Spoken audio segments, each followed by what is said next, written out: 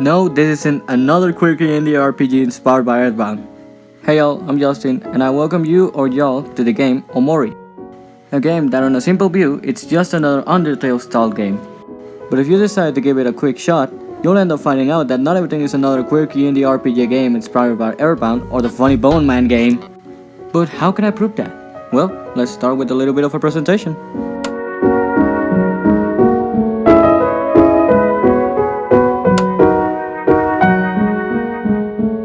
Omori is a psychological horror indie RPG game made by Omocat, recently released on the 25th of December 2020. It originally started as a pair of comics known as Omori Boy. Later on, Omocat would express the idea of telling the story through a video game. It was around 2014 when Omocat announced a Kickstarter for the game where they promised to release the game around 2015. The game would go on about Omori exploring two separate worlds with some companions along the way as we uncovered the terrible truth behind this colorful game. The Kickstarter would eventually hit the funding goal of $20,000, however the backers didn't stop there and eventually raised more than $200,000 by the end of the campaign. The actual development of the game would start around somewhere in the month of June 2014. But looking at how the game actually released in 2020 instead of the intended release date of early 2015, what happened on the way that delayed the game so much? Well, it's easy to answer actually. Omori wasn't an easy task, and Omocat was still learning when they started working on it. So it was obvious to expect a delay sometime during the development of the game. However, it wasn't actually quite as expected to come with 5 delays during the lapse of 6 years. And let's not forget the fact that around 2020, we were in quarantine thanks to the silly little virus that appeared sometime during 2019. So, after all, I'm quite surprised by the final product that got released during December 2020. But now that we have a quick summary of what Omori is, I guess it's time to actually pass into the game and find out about the aspects of itself.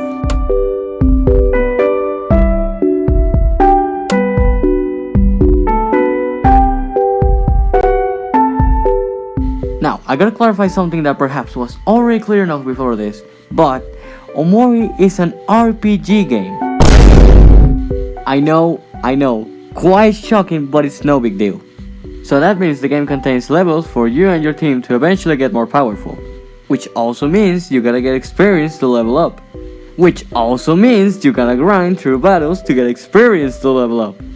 Which is something I didn't know back then as I was unfamiliar with the terms of what an RPG game was. So that might kill the interest of some people who get introduced to Omori. So what is that the game does to keep itself fresh and different from other usual RPG games? Well, on the combat aspects, Omori introduces a mechanic known as emotions. Depending on the emotion the character is in, it will affect its actions on combat. If the character is on neutral, it will keep the attack and defense stats on a standard. If the character is sad, it will keep the defense high but lower the attack. If the character is happy, it will boost the chances of getting a critical hit on an enemy, however, you will become way easier to receive damage. If the character is angry, it will greatly boost the attacks, making them deal more damage, but your defense will decrease. These emotions have a few more variants, but the main ones are happy, sad, angry, and neutral. These emotions can affect you and your team on combat, however, you can use them to your advantage and give everyone on your team a specific emotion. Emotions can also affect enemies just as they do to you and your team. They can get happy, sad, or angry, which will give them their respective buffs and debuffs, like the player. You can also play with their emotions to get the upper hand while fighting them, but this could be a risk to you depending on what emotion you choose to inflict on them. On the other aspects of combat, we have a few special movements from the characters on your team. Most of the characters on your team can perform chain attacks or chain actions that can cause damage to the enemy they are fighting or modifying the emotions of one of the characters. The player can also perform a team attack that deals a ton of damage to the enemy. This can help a lot with bosses or a bunch of enemies. However, these chain actions and team attacks can only be done with specific amounts of energy, which is this bar by the way. And on the simple side of the combat, we have our normal RPG combat mechanics, which are attacks that make use of a juice bar and special attacks of the character that use even more juice. You can also use items to inflict emotions on enemies or deal damage, and use healer items that can restore health or juice to the members of your team. Now, I gotta admit that these mechanics are really cool and can be fun to use on combat. But there will be a certain point in the game where you're gonna need to grind a lot. A little bit more than the usual grinding on an RPG game. And it will get really repetitive and boring. I think that's the only problem I had with the game. Either that or I'm just not used to how an RPG game is played. But there is more things on the gameplay than just combat, and that is exploration. The game offers quite a lot of variety when talking about playable areas, most of them having their own side content. Some areas also feature their own twist on things like puzzles, and also bringing up new enemies once you explore the place. Some places will remain blocked until you gain a certain movement for a specific character of your team, which brings up a cool mechanic of the game called tag. The feature mostly consists on changing of characters to do a certain action to access certain places. But with certain characters, you can have special interactions with what surrounds you. Some characters are able to have special interactions with NPCs, and some characters will let you break some stuff, giving you items. The game also makes use of some illustrations once you tag someone, which I gotta admit, they are really well done. Not only the tag illustrations, but the whole art style on itself. The art design the game follows is a really colorful one. The game at some points also starts to experiment with different tones for the ambience. These are a few examples of how expressive the art of Omori can be. There are a few more that I could show, however I think I'll show them along the way. Something that also shows how expressive Omori can be, it's the soundtrack. The Omori soundtrack is a really weird but good mix of tones. The tracks can be really upbeat at some points. A good example is the one you're listening to right now.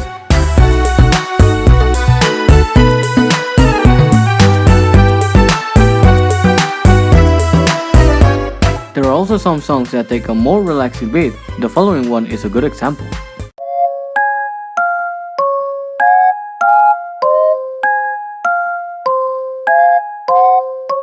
There are also some songs that can really hit. A good example is the following one.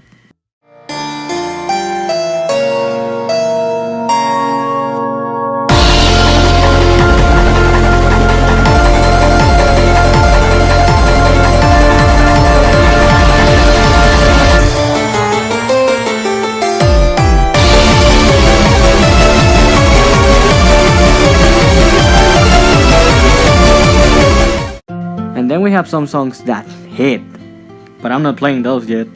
Going back onto the aspects of the gameplay of Omori, I want to talk about how the game splits into different areas. As each area you explore in the game, it will follow a different theme and ambience. Some areas will feature new creatures, NPCs, items, and bosses. I also gotta admit this game really nails the dream aesthetic, as these places feel like out of a child's tale.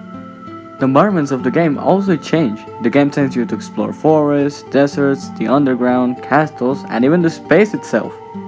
As we go through these areas, we can also get items that we can use on the members of our team to modify their stats. Stuff like charms, special attacks, and even new weapons can be found while exploring these areas. You can also heal the members of your team from the same menu where you select the items for your team. Selecting different weapons and charms for your team can help a lot when fighting different enemies. And healing your team after a fight can help a lot depending on what follows after it. And that mostly covers up the gameplay. I'm pretty sure I missed some stuff, but if I didn't mention it, it's probably because it's a mechanic or an action that is on almost all RPG games. But now that I have talked about this briefly, I can pass to what is really the main course of this game. Ladies and gentlemen, take a seat and a sip of whatever you guys may be drinking. Because we are in for a long ride.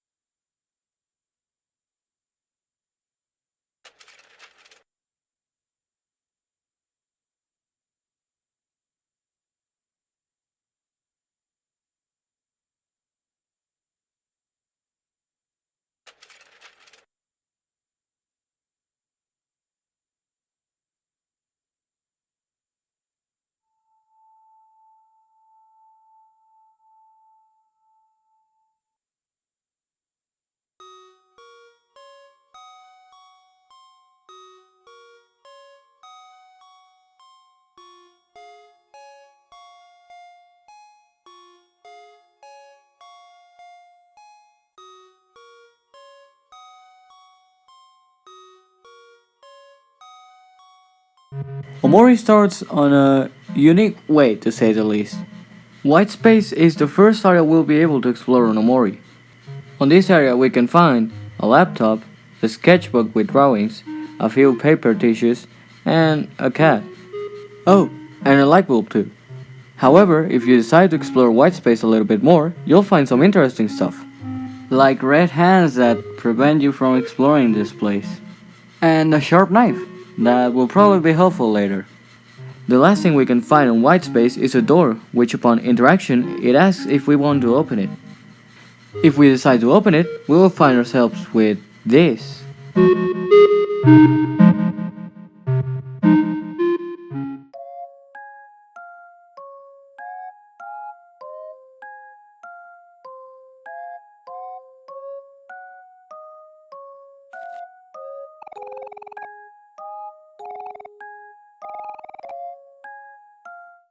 Yeah, no, I pass. Now out of white space, we are received by our new characters which apparently seem to be friends with Omori. These new characters are known as Hero, the oldest one in our group, which constantly tries to be the voice of reason on our team, and also the only one able to flirt because every RPG game needs that, I guess. Kel, Hero's younger brother. He's the fun kid of the group and the one that is really enthusiastic about the simple things in life. Also the one that keeps a rivalry with her friend.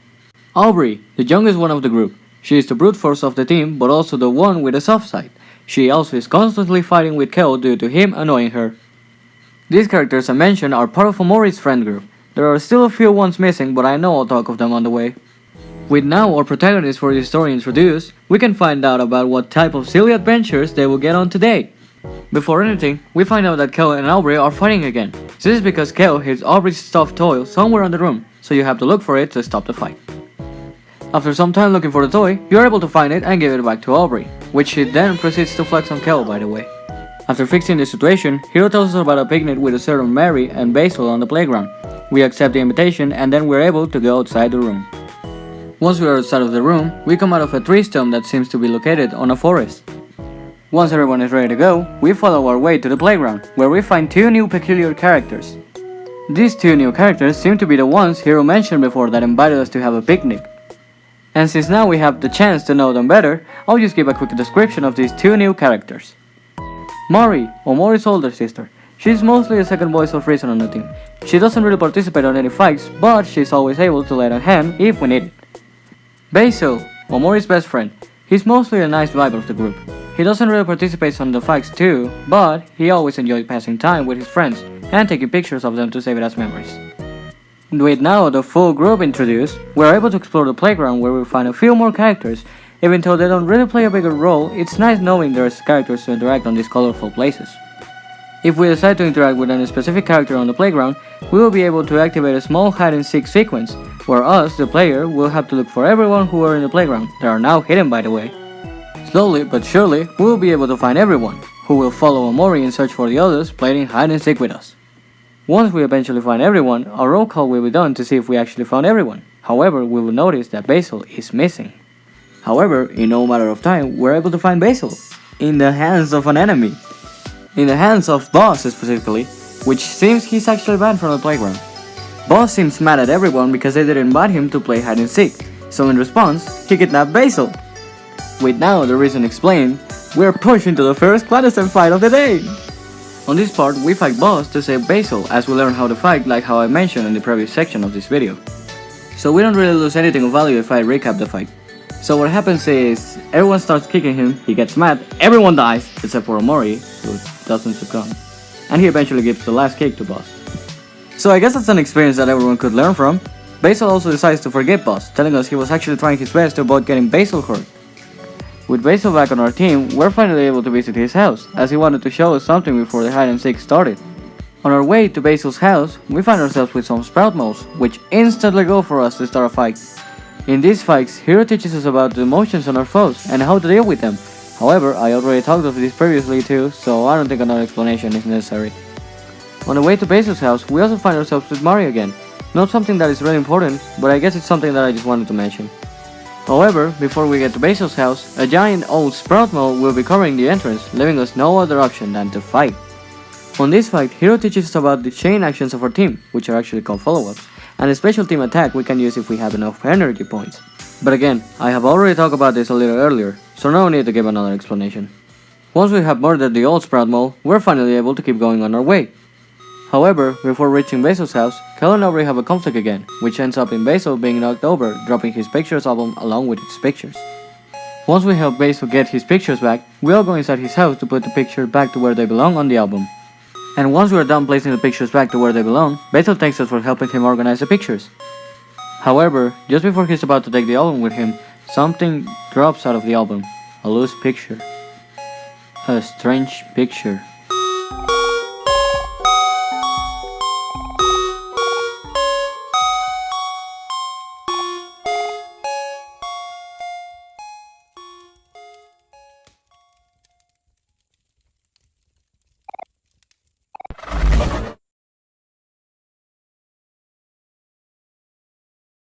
And just like that, we find ourselves back in white space. And with nothing really else to do, and no door to use to get out of this place, we wait for something to happen. Unless...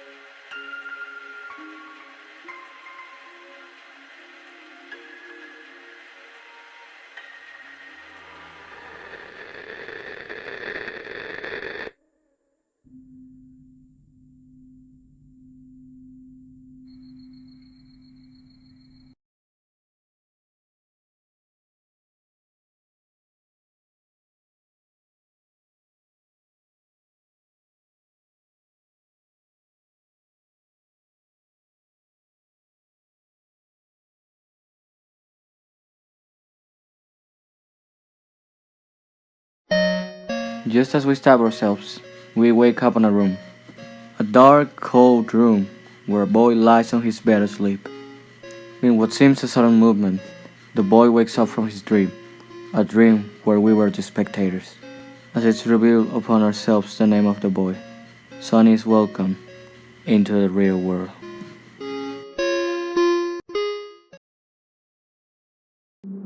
Now that Sonny is awake, we find ourselves in this room. However, something on the room catches our attention. It's a voicemail, from Sonny's mom apparently. Here's where us, the player, finds out that Sonny is moving out, and that pretty much most of the services of the house are gone by now. We're also told that we should probably say goodbye to our old friends, as she says a name that may seem familiar to us.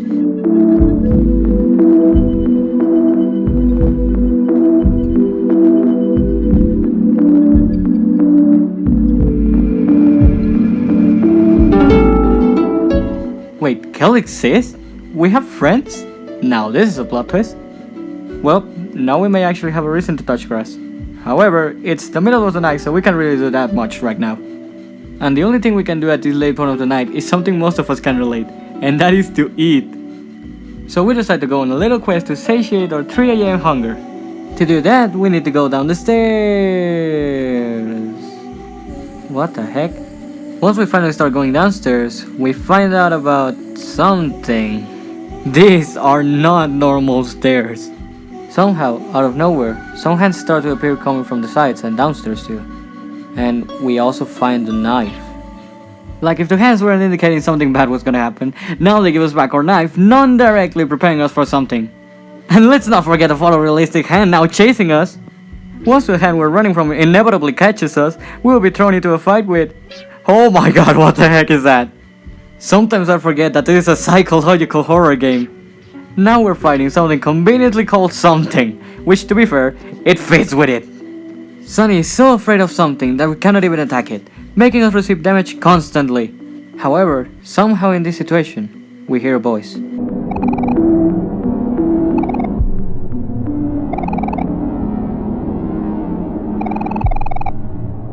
Thanks to a mysterious voice, we're able to learn how to calm down, which when used, it immediately ends this battle. Ha! And they say the voices of my head will never help me. With now our senses back, we finally reach the bottom of the stairs where we find a normal room. I don't know what was I expecting, to be honest. Anyways, we still gotta satiate our 3 AM hunger. So we make our way to the nearest and only functional fridge on this house. Once we get to the kitchen, we find a stick knife on the board and a cold stick on the fridge. How convenient. In this part, we simulate the life of a college student on 2012. Really impressive to see something like this on this game. Once we eventually eat our steak, we will find upon one of probably the worst things to happen on this game. Food intoxication. Which will sadly end up on us throwing up on the bathroom. With now our silly little midnight adventure that ended in a tragedy finished, we're able to go do the most productive thing we can do around night. Huh? Who's knocking at these hours?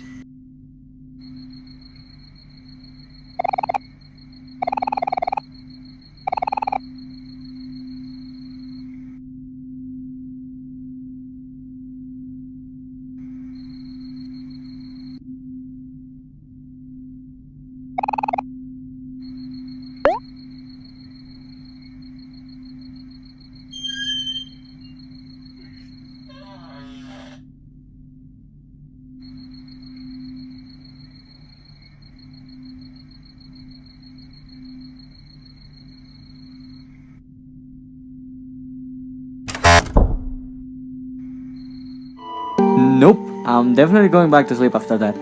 I'm feeling tired enough to not deal with this type of things at this hour. Good night.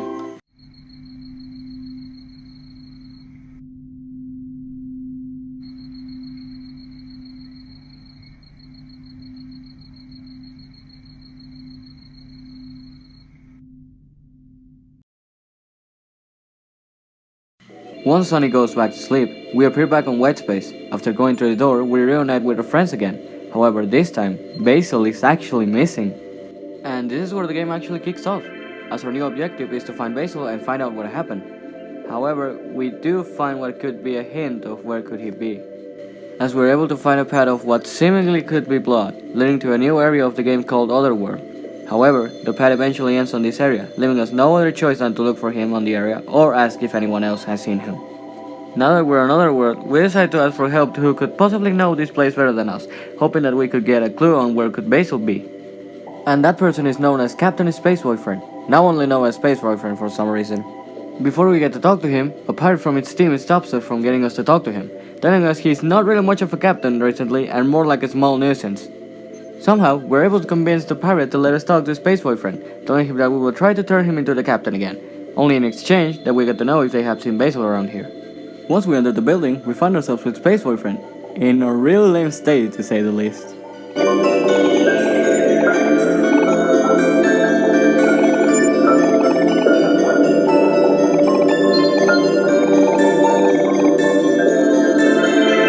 Oh no, he's lame and depressed, the worst combination that could happen to someone like this guy, I guess.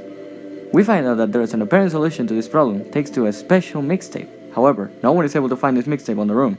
This is where we're tasked to find the mixtape and play it to Space Boyfriend, to perhaps get him out of it. So we go on our way to the junkyard, as apparently it seems someone actually threw the mixtape to the trash by accident. Nothing really much of interest happens on our search for the mixtape.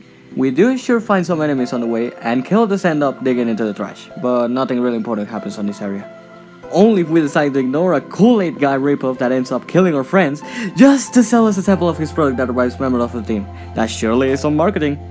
We eventually are able to find a special mixtape on the hands of Rosa, which apparently seems to be a bit... Yeah, I'm not finishing that sentence, but y'all get it. Since we're not able to get the mixtape back by just asking, guess we will have to fight for it. But as expected of someone called Rosa, she runs away with the mixtape and we're forced to chase her to get the special mixtape back. After some time chasing her, we'll find her seemingly stuck on a place surrounded by broken monitors. However, once we step in, we find ourselves with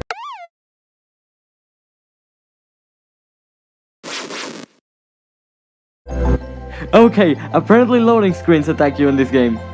I cannot really deny that I had actually a bit of problems finding a loading screen. This is not a metaphor of any kind, I'm saying this seriously. After getting the mixtape back, we're finally able to return to Space Boyfriend and get him out of bed to perhaps finally get a clue on where could Basil be, right? Well, it won't be that easy, I guess, as here's where we are told that a certain sweetheart, which I forgot to mention that it was probably Space Boyfriend's girlfriend, has broken up with Space Boyfriend, which ended up on throwing his mixtape to the junkyard because of the terrible memories it brought to him. So that explains why he was lame and depressed. With now this newfound information about the situation, we realize that everything we have done to this point has pretty much been pointless. However, before we come back to the Space Pirates headquarters, we find ourselves with a peculiar event.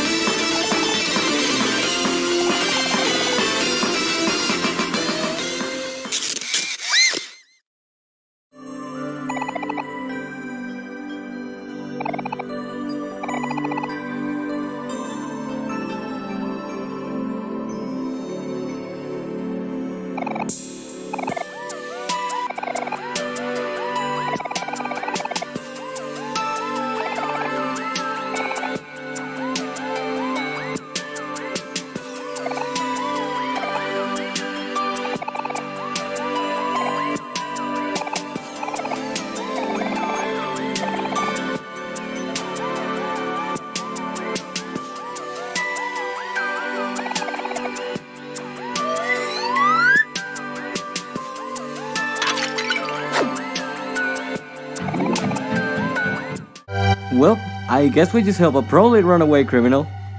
After helping what seems to be a new ally called Pluto, he thanks us for not telling the Space Pirates where was he hiding, so in reward for helping him, he will teach one of us a special ability.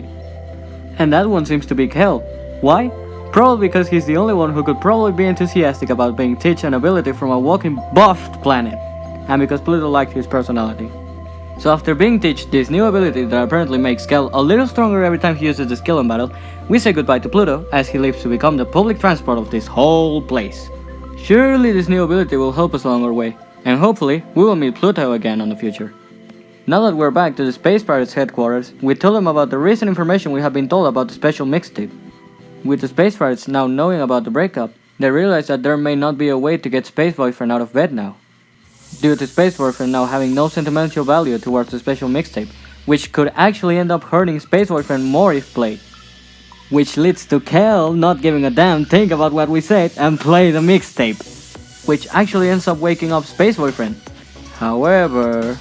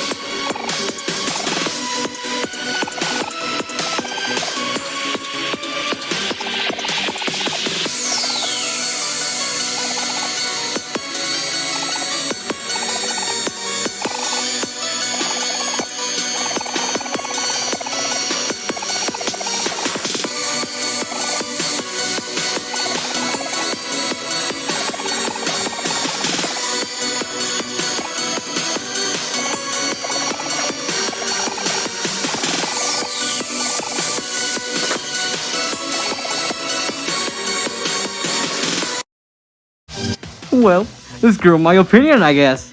Now that we're forced to fight with Space ex-boyfriend to avoid getting that sweetheart person killed, it would be nice to grind some experience. Because you don't know how much I died to this guy.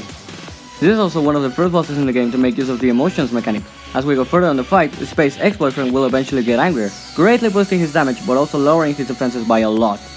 Once we eventually get a Space ex-boyfriend mad enough, we will be able to take him down with the power of beating up old people. So after dealing quite some heavy damage that could leave someone in a coma, we'll live victorious once again. Hopefully, he will help us find Basil now, right? The final attack we gave to Space ex-boyfriend was so hard, we apparently rebooted his mind back to its original state. He's now Captain Spaceboy once again. And after a long amount of text, we're finally able to ask Captain Spaceboy about Basil. Unfortunately, he hasn't really seen someone as Basil around Otherworld. So yeah, pointless again? After promising us that he will keep an eye on Otherworld to see if anyone that looks like Basil is around, we unfortunately have to leave as we don't really have any clues left around here on where could Basil be. However, before leaving, we find what seems to be a key of the letter E below Captain Spaceboy pillow. This may be useful for later. Once we go back on our way to where we started, we notice a strange but familiar silhouette. When followed, we will be left alone on an altered version of Otherworld, where all the possible paths eventually end on what seem to be slight hints of memories, except for one path that leads to a barnyard. Inside the barnyard, we find a big portrait which doesn't really show us anything. However, when interacted, we will find ourselves in a new place. At the end of the hallway, we will find a new key, this one being the F letter, a new portrait seemingly of a family, and some music sheets, which also seem to have all of its notes scribbled out. If we try to leave this place, we will find ourselves with an unpleasant surprise.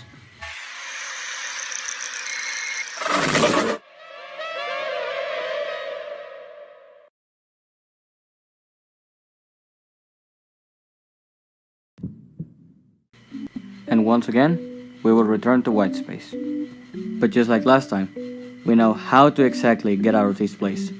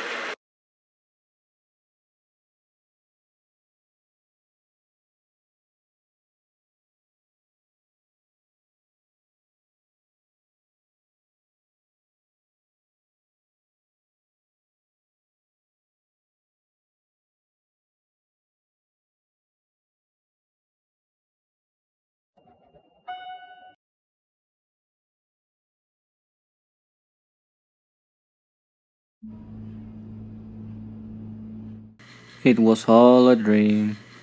Now that we have woken up from what we could call a pleasant dream, we appear back at our bed just as a new day starts.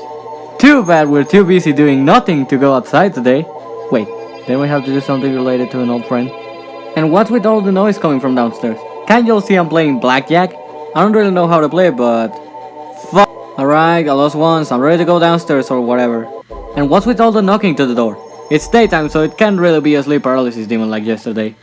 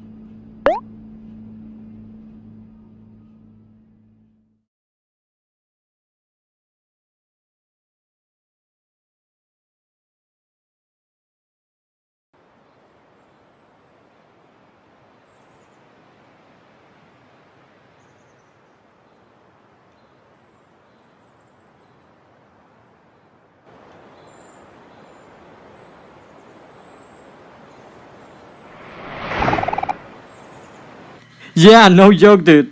So, apparently, Kel is in a figment of our mind that convinces us of having actual friends that care about us and go on silly adventures with us. Because now we know he's actually real, and that we may have an actual friend outside our head. Kel didn't really have any plan on what to do if Sunny actually came out today, so it's basically a let's go around and find out what happens situation.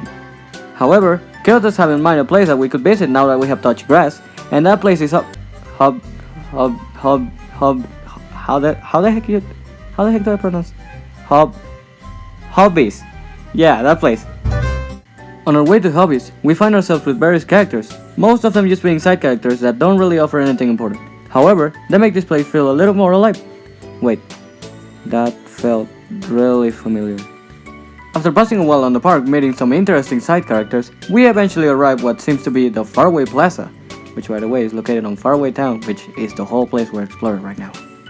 Once we finally arrive to Hobbies, Kel reintroduces us to this place. As he does this, he also mentions some interesting names. Kel also mentions that now that he progresses here, they should buy a gift for Heyall, which is seemingly coming back from college after a while. Kel also does not know what to give him, as you can see from below. That is why he decides to ask us for some help on what should we give him from everything that is on this store. On our way to find the perfect gift, we find DVDs, comics, figurines, a video game with a long as heck name that seems to be rated for mature people, and a few others.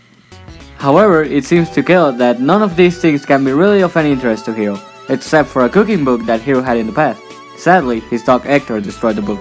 So, with now a clear gift in mind, it's up to us to find out how much we're gonna pay for it, and that price is $20. Also, remember how I said we? Well, unfortunately, Kel forgot his wallet on his house, so it's up for us to pay those $20 for the gift. No, my only allowance for today! How am I gonna pay my taxes now? With now a gift for Hero on our hands and $20 removed from our pocket, we really run out of options on what to do with what's left of the full day. Kel still offers us to hang out on the faraway park, just like the old times. You could go do that, or funnily enough, you could try getting a job. Yes, I'm not joking, you can work a minimum wage job and get paid. Damn, just like the simulations. It's this type of silly details that really make this part of the game feel more alive. After our minimum wage adventure, we finally decide to go to the park with Kel. However, it's here where we find a familiar face.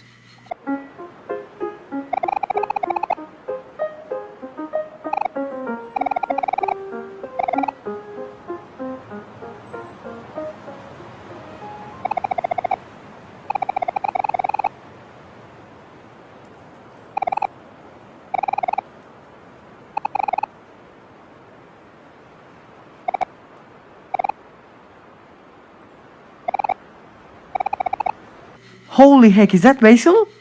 After finding Basil in a situation where he seems to be wanting something back from someone, Sunny and Kel get on the way where we find out what Basil seems to have gotten into right now. We don't really understand much of what's happening, to be honest, but I'm 100% sure it's nothing good. Holy heck, is that Omori?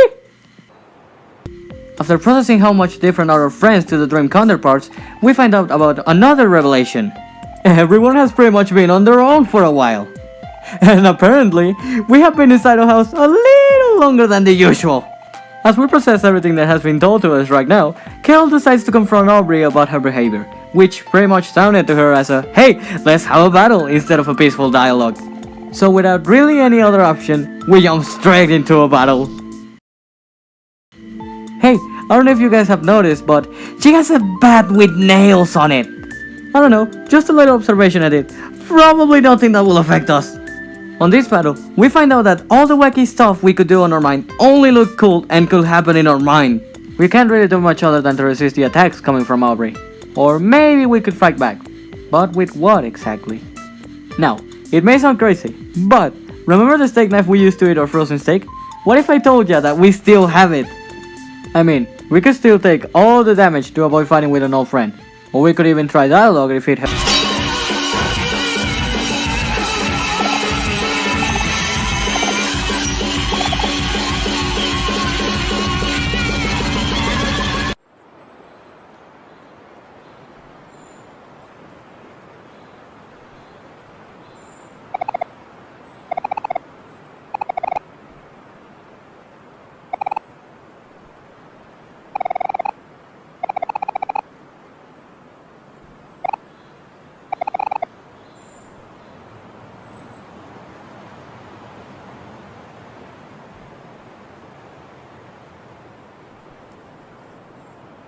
Yeah, it's no longer fun when I do it, right?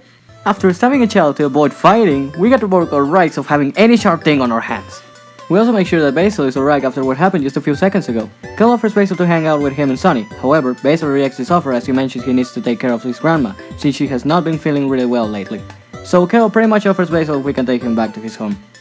After walking Basil back to his home, just before we leave, he suddenly speaks to us to ask us for a favor. This favor consists on bringing Basil back his photo album, which Aubrey seems to have stolen from him. Which also explains what happened just a few moments ago. So with now a clear objective, Sunny and Kel, mostly Kel, decide to go talk with Aubrey to get back Basil's photo album. The first place we look out for clues on where could Aubrey be now is a faraway park, where we find some of the friends that are part of Aubrey's gang. The kids, named Angel and Charlie, refuse to give us out the information on where could Aubrey be, to which Angel says that if we want to know, we shall best them out in a battle. So without a knife but with some firm hands, we decide to give them just what Angel wanted, since Charlie was just standing there, I guess. After quite literally throwing a hoop to Angel, we leave victorious because we pretty much realize Angel isn't that big of a deal. We also realized that Angel didn't really know exactly where Aubrey was, so we pretty much beat up a chow just for no apparent reason. However, he tells us that a guy called The Maverick could pretty much give us more information on where could Aubrey be. I don't know, but if Kel doesn't really seem to like someone, then I guess we should be worried. So off we go to the faraway plaza again to find the person with the most silliest name in this town, and just from the distance, I can already tell he will be so annoying, dude. Just like Angel, some type of silly shenanigans occurred that basically turns this situation into a battle, which this time, Kel only literally called The Maverick by his real name, and Mikhail, The Maverick, was already about to throw some hands at Kel. After a really long and exaggerated battle with an egocentrical teenager, we finally beat Mikhail, which, just to say it already, he won't tell us where Aubrey is, unless we call him by his real name, so we instantly ditch ourselves and go for the lookout of the next Aubrey's gang members. The next members we're looking for are Kim and Vance, which apparently really like sugary stuff, so we can easily find them at the candy store of the other mart in the faraway plaza. We do find them, in quite a situation as we find them stealing candy. They pretty much discovered them since we had them on our catch, so they got kicked out from the store. As this happens, Kel gets the idea of making a deal with Kim and Vance to get to know where Aubrey actually is, and that is that we will give them a whole bag of candies as long as Kim tells us where Aubrey is. And they pretty much accept, with only one condition. And you guessed it, we have to fight to know. I guess everyone wants to be beaten up to this point. Hey, Kel, you do realize it's a girl who we are fighting with, right? F*** it, we ball! After successfully beating up a girl and his brother, we finally are told where Aubrey is right now. And that is the church. But what could she be doing there? As we finally arrive at the church in the middle of a sermon, we find that the information that was given to us was in fact true. Aubrey is in the church, praying, listening, I don't know. But we stay just behind her back to get her attention. As we approach Aubrey to ask her about Basil's photo album, they get into a discussion about her behavior, which doesn't really get bad until Mari is brought up to the discussion, and we find out that Mari is dead. After that, things just pretty much seem to be pointing to the worst. Aubrey seems to be mad at us because of how no one pretty much was there for her when Mari died. Soon, we start making enough noise to catch the people's attention, which they also did not help. As the only stuff we can hear them talk about is just negative stuff about Aubrey. Which just gets Aubrey more upset enough to deal with us for the last time. And we really don't have any option right now, because to this point, everything Aubrey knows is to fight to protect herself. And we can only protect ourselves after fighting all day. The fight really doesn't extend for a long time. Soon, the voices from the people can be heard everywhere in the church. The comments can help us understand Aubrey's behavior better now. But these comments are just terrible reminders to Aubrey about her life after Mari's death. As the voices keep getting louder, Aubrey decides it's enough, so she leaves in a rush to possibly avoid collapsing in public. A last comment can be heard as she leaves, where we pretty much realize Aubrey was right. She didn't have anyone in her worst times, not even her parents. After following her back home, we find her throwing something in the trash. Kel instantly looks in the trash to find what Aubrey threw at. Fortunately, it was something worth our time, as we find Basil's photo album in it. So after beating up 5 different kids and mentally destroy a girl, we're finally able to return the album to the flower boy, and it only took us half a day. Once we have returned Basil's photo album to Basil itself, her caretaker, Polly, invites us to stay for dinner tonight. So to pass some time, Sunny and Kel go through the photo album to remember some of their past memories. We also find out about what Basil said earlier in the day is true, as we actually find his grandma in a catatonic state. Basil finds us in her room, which leads to him giving us the photo album, as he thinks that we will make a better use for it. Once dinner is ready, Kel starts chatting with Polly about how excited he is to see his brother come back from college. However, Kel notices how Basil gave his album to Sunny, which he finds nice because of how Sunny is moving away in 3 days, which catches Basil's attention. He quickly says he's gotta go to the bathroom, but he seemed too worried and afraid. We should go look for him. Oh, and we did look for him.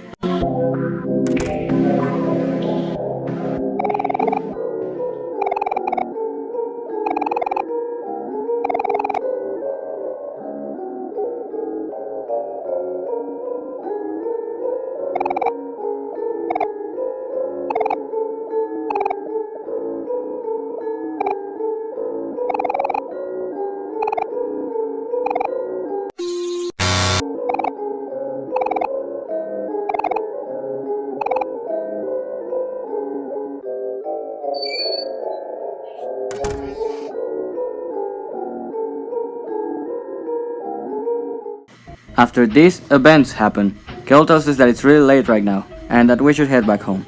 So without really any talks on our head, we go back home. After walking down a few streets, we finally arrive at Sunny's house. Heyall thanks Sunny for hanging out with him today and tells us that he will pass by for us tomorrow as he wants us to be there with him once Heyall comes back from college. So with now an actual plan for tomorrow, we say goodbye for the day and we enter our home again. Well, that was really a day. What the heck happened? Somehow, in some way, we find out that everything in the house was invaded by spiders. And guess what? Sunny's afraid of spiders. So with our trusty knife, we prepare ourselves for any incoming attack. What the fuck? Is that Mari?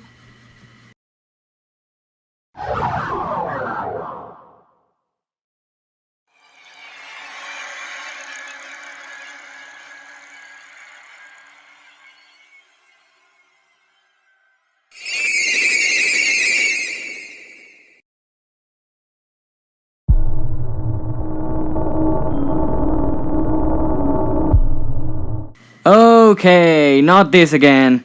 Just like before, something gets on our way. This time, it looks oddly different, but it took the form of another fear Sunny has to confront.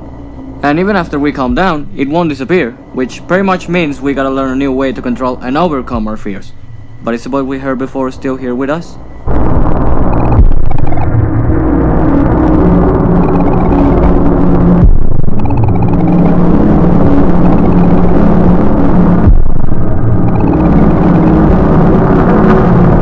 Once again, the mysterious voice helps us find a way to get out of this situation. Now that we know how to focus, everything we have to do is to execute the action, which just like last time, it ends the battle immediately. Well, you can't really cut it a day if we don't overcome a fear, right? I'm just gonna go to sleep.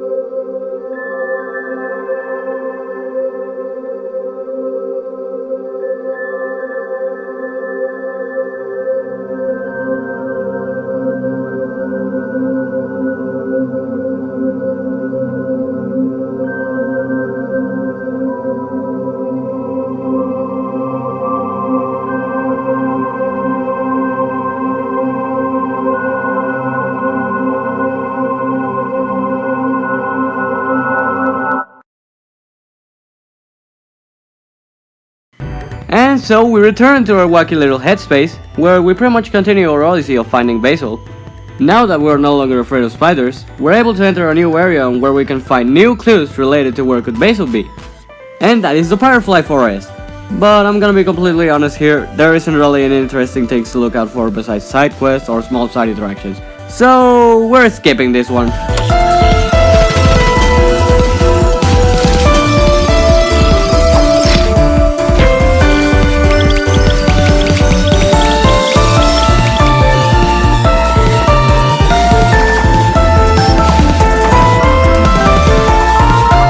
And there. Now that we have taken down the really necessary boss from this area, we can go forward on our path. Or should I say, downwards?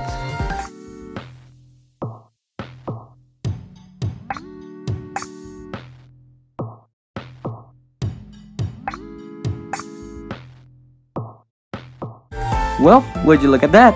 There's a whole underground colony of sprout moles below a spider-filled forest. Needless to say, they have a functional society too. After going around the sprout moles colony and seeing some really cool stuff, we find out how there's an event going on the place related to a person we might have heard of before. Maybe the name Sweetheart reminds us of something? If it does, good, because we somehow got front row tickets for the show this Sweetheart person could be giving. And if you don't remember, then you're about to find out because we don't really know a lot of this person anyways.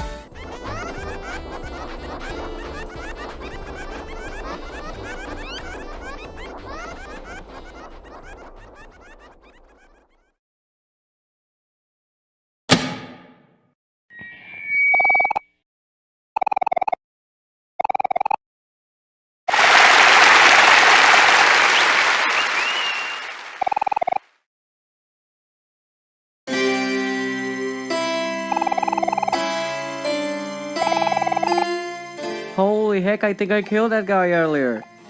After a big chunk of introductions and a blackout that sadly ended on the death of a poor guy, we go on our way to fix the blackout problem because we pretty much find out that everyone in here except for us is an idiot. Everything we had to do to fix this problem was just plugging back the wire to the outlet, so guess those sprout moles really are at the bottom of the barrel. Anyways, we hop back onto our seats and we enjoy the show. Huh? What is a fancy gentleman doing on the way? Wait, why are they taking Heyall? Well, we cannot really care less, can we guys? Oh no, I think I know what they're doing. Oh no, what is my guy hero doing up there? His layback is not supposed to be there. Oh no, Sweetheart is a manic pixie dream girl. Someone get him out of the stage! After the terrifying realization that Hero got himself trapped into the Bachelor ripoff where the show is managed by a really self-centered and egocentrical girl, we quickly get on the way as we find out that anyone that Sweetheart doesn't like or rejects Sweetheart's desires gets themselves sent to the dungeon. On which, you guessed it, Hero rejects Sweetheart's offer of basically being owned by her as a pet, which means he will be taken to the dungeon and also us as well because we got on the way.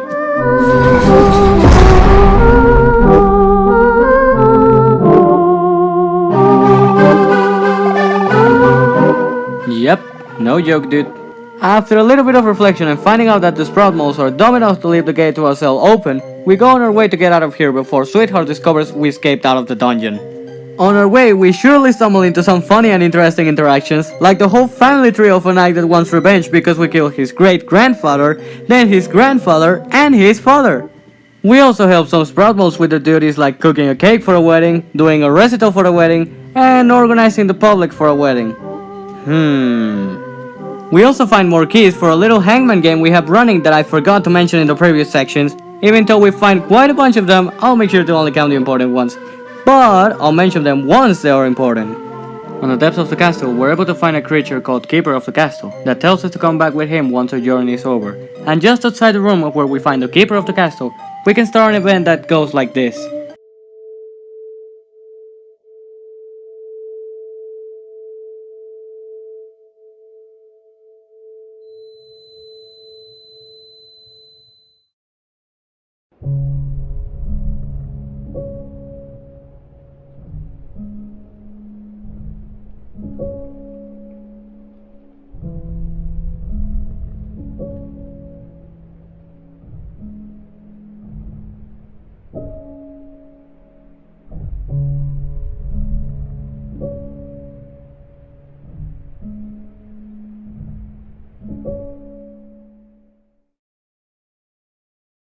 I don't know what that means yet, so we're going back to a silly shenanigans.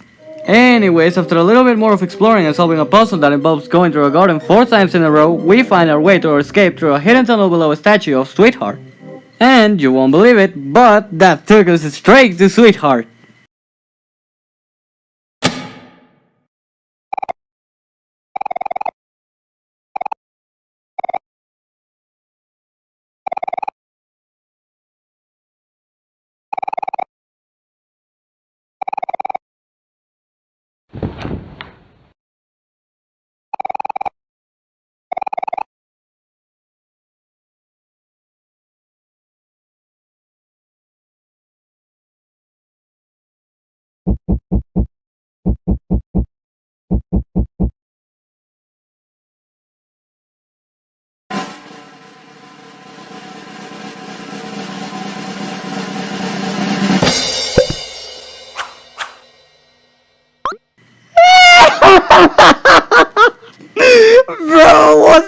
Apparently, Sweetheart had such an ego that when she got rejected once, she instantly thought it was better to be with herself, and only herself. And I mean, that's good, but that's just not the way to do it!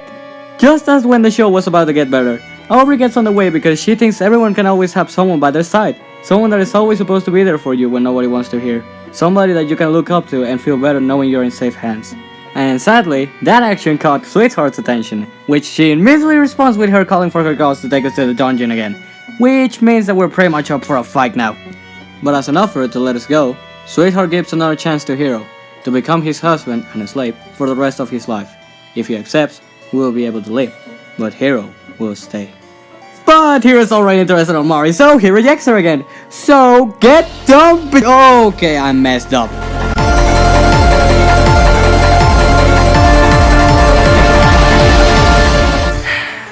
Thank you, Aubrey. No! I guess that I deserve that for messing with the wedding of a narcissistic girl. Batter up. Well, that was something. I cannot really say a lot other than that this battle uses more the mechanic of emotions, and that is probably one of the hardest battles in this game. Also, what the heck is that sound? Can't you all see I'm running a wedding?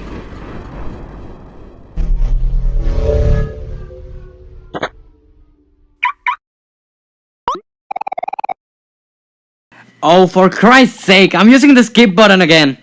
After a really long thought that goes like, oh, I miss you so much, please let's come back. We finally get to the end of this terrible excuse of a wedding where the only good thing were the explosions. Wait, explode?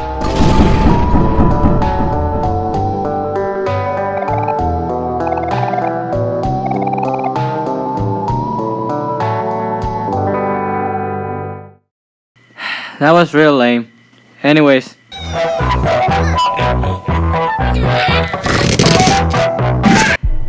Now that we're finally over, oh god, what is it now? Oh, you want me to go to the hole? Fine, I'll go to the hole.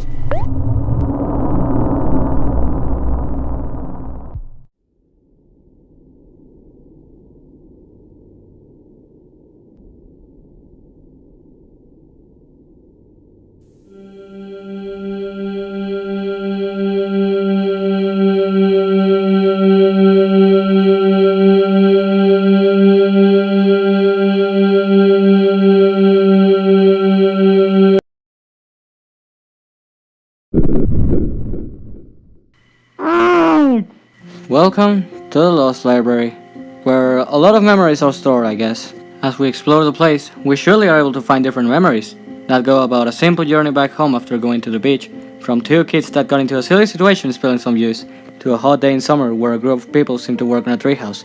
However, one decides to stay in the shadow. And a memory about a group of friends getting ready to jump into the lake to pass some time and have fun.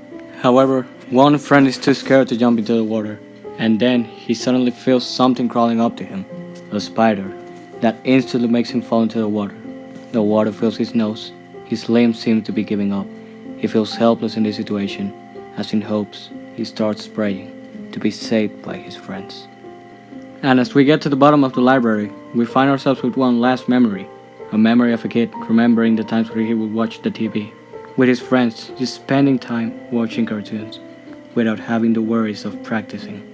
What seemed to be a hobby to him back then now seemed a nuisance, if only he didn't have to play the violin. The only things we can find after this, it's a piano, with the word Omori etched on it.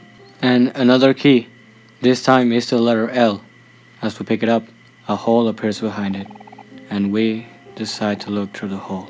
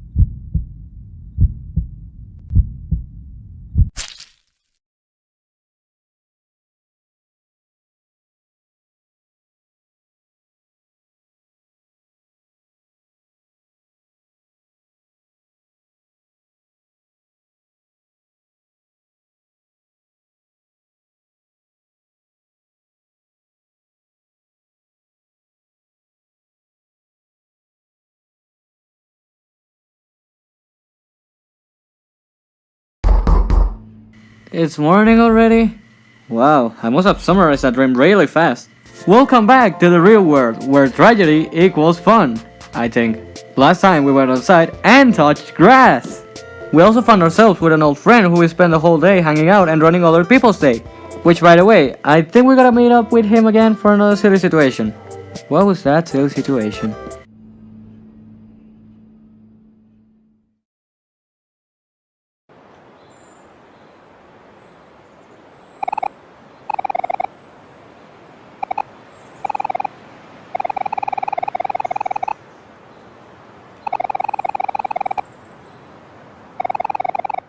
Oh yeah, that!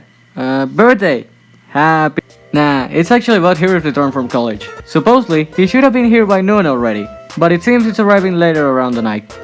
So, that means we get more time of preparation for Hero's return, which means more chores, which also means we're getting dragged out of our house to buy stuff. So off we go to do whatever Kel has on his to-do list for the day. And the first stop of the day is Yuno's Pizzeria, where we also find ourselves with an interesting conversation happening in the scooter gang. But to be honest, they're only talking about hanging out in their cool secret spot. I hope it's not important for future events of the day. Anyways, what we're actually supposed to be doing here is getting a Hero sandwich, which apparently seems to be Hero's favorite sandwich, and the reason of why Hero is named Hero. That's a lot of Hero in one sentence! With now a sandwich in our pockets, we go to Other Mile next, where we're supposed to get a special order in the bakery. On the way, we also find ourselves with more hallucinations. This time we see Hero and Mary. This time they look more accurate to the real life counterparts. Was it a flashback or a hallucination? Anyways, as we wait for our order, Kel reveals to us that the bakery is owned by Mikhail's family, which only made me ask one thing to myself. The weird kid has a After picking up everything we needed for Hero's return, we find out that the sun is already setting, so we should be heading back to Kel's house. Well, time passed really quick. I felt like it was only 2 minutes. Once we arrive at Kel's house, we are greeted by Kel's mother, who receives us with open arms. She also then proceeds to discuss with Kel because he took way longer doing the tasks than he should have. After this happens, Kel takes us to his bedroom, where he pretty much offers us to hang out until dinner is ready. And that could have been it, until Kel's mom told Kel that a girl was looking for him. And that girl is Polly, Basil's caretaker, which came here to ask Kel if he has seen Basil anywhere today. And I mean, we did see him on the park, I just didn't mention it because I thought it wasn't that important.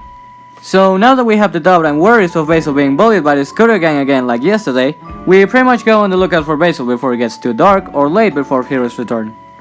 Off we go to the park where we last saw Basil today. Fortunately, we're able to confirm he's here as we hear a cry for help. How do we know it's him? Easy, he's the only person that could cry for help in this town. And we do find him, and the scooter gang too. All of them on their secret hangout spot. And can you guess what they're doing to Basil? Exactly, they are bowling. Oh wait, they didn't do anything this time. Kel quickly gets on the way to protect Basil again. However, the scooter gang is telling Kel that they didn't do anything this time, and that Basil was the one that started screaming out of nowhere. Sadly, Kel doesn't give a big and confronts Aubrey about the situation, asking her why she and the scooter gang on their old secret hangout spot. And now that Kel is pretty much going for Aubrey again, the scooter gang gets on the way, indicating that a fight is pretty much gonna happen, to which Aubrey joins and confirms the battle. And well, I'm just saying, but it's 2 versus 6, dude! Now it's more unfair than last time! It's times like this where I wish I had a knife, and I'm looking at you, Kel! No! And now you wonder... After processing such a beating like the one we just received, Kel starts confronting Aubrey again about her behavior. Which I must say, it does not end well again. Even all of the scooter gang left because of how uncomfortable the moment was for them, leaving Aubrey once again alone.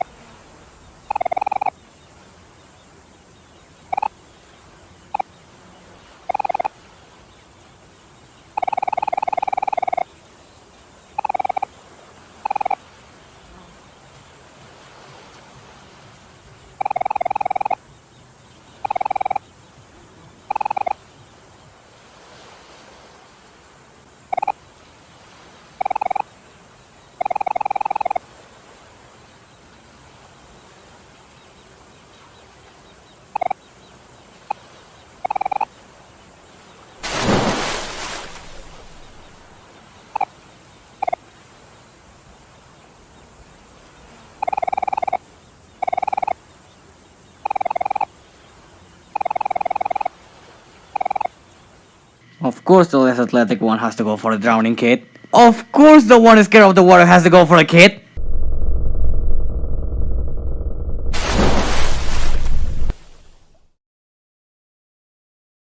And what the heck is our house doing underwater? Once again, we gotta confront our daily fear. The guest of the day, the fear of swimming, or water, or drowning. That makes more sense. Oh hey, suspicious grey looking Mori. Did you bring another abomination with you like last time? Oh, screw you. And what is it gonna be this time? Is it gonna be like an octopus, or a fish of some kind? Or a simple coral? Or... oh no. Don't do the joke, don't do the joke, don't do the joke, don't do the joke, don't do the joke. He's behind me, is it? And off we fall to the depths of the water at the same time we snap back to reality. Because guess what? We are still under the water and we may be drowning. Good thing we have the help of our friendly mental voice. It's still here, right? Oh, there it goes.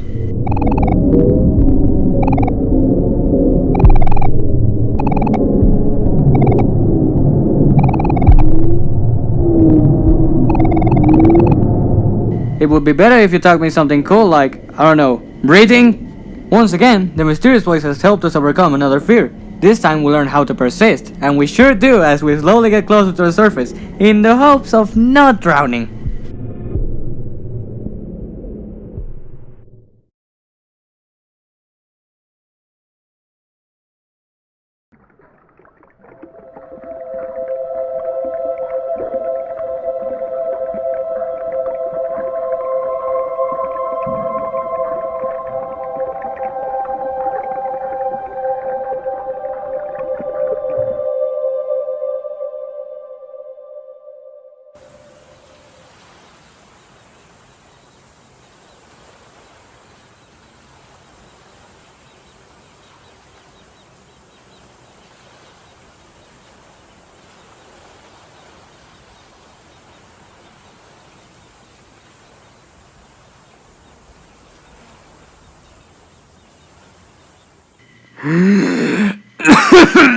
Welcome back to the real world! Again, were we the ones that saved Basil? Nope.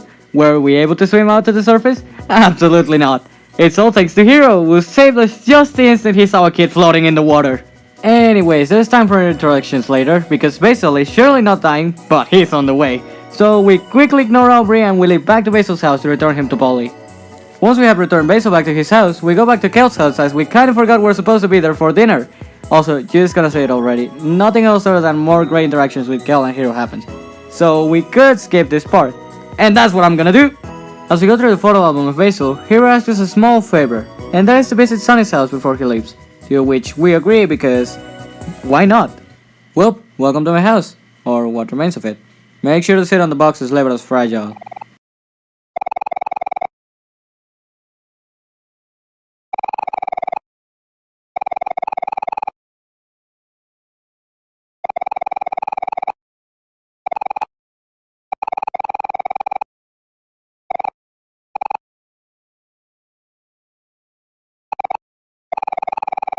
Huh, sounds familiar. Surely must be something I saw somewhere else.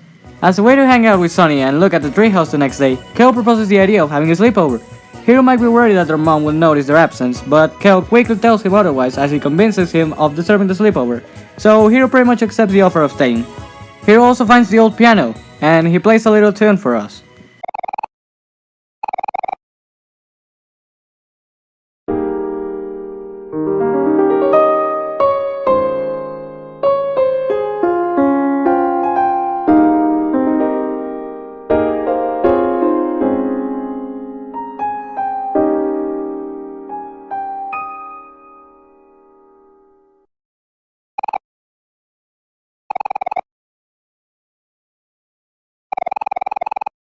Wait, what the fuck? Sleepover time! And when I say sleepover, I only mean to sleep because there's no one who actually wants to stay awake to talk about stuff.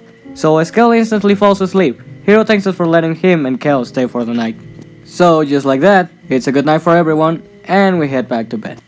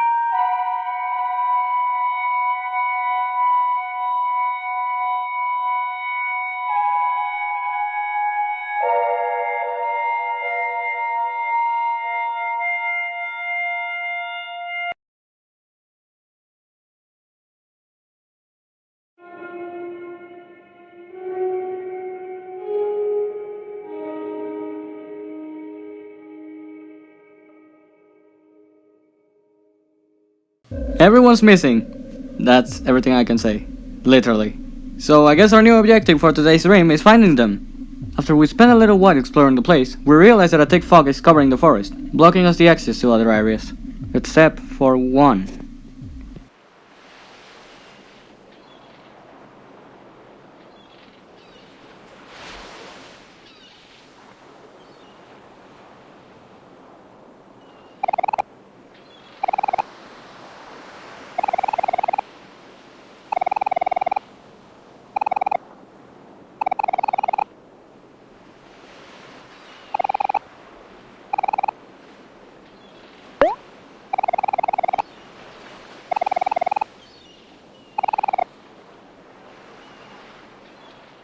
Oh, yeah, the water. The water.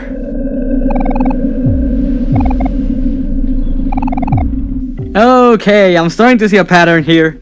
Now that we're unafraid of drowning anymore, we're able to explore the previously blocked waters of, our dream, I guess. Hopefully, we'll be able to find our friends. And if they are here, we will ask ourselves, what is it doing on the water? After a little bit of wandering in the water, we're able to find a few interesting structures, like a seemingly abandoned house with something staring at us across the TV, and a lighthouse that is also abandoned, where we can find a pair of binoculars, and a really damaged portrait. And after a little bit more of wandering, we find a pathway that leads to a waterfall, and Mari tells us something.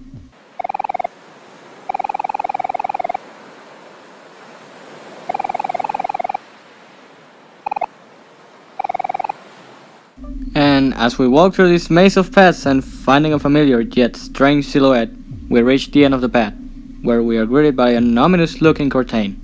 Everything would be okay if it wasn't by Mari talking to us again.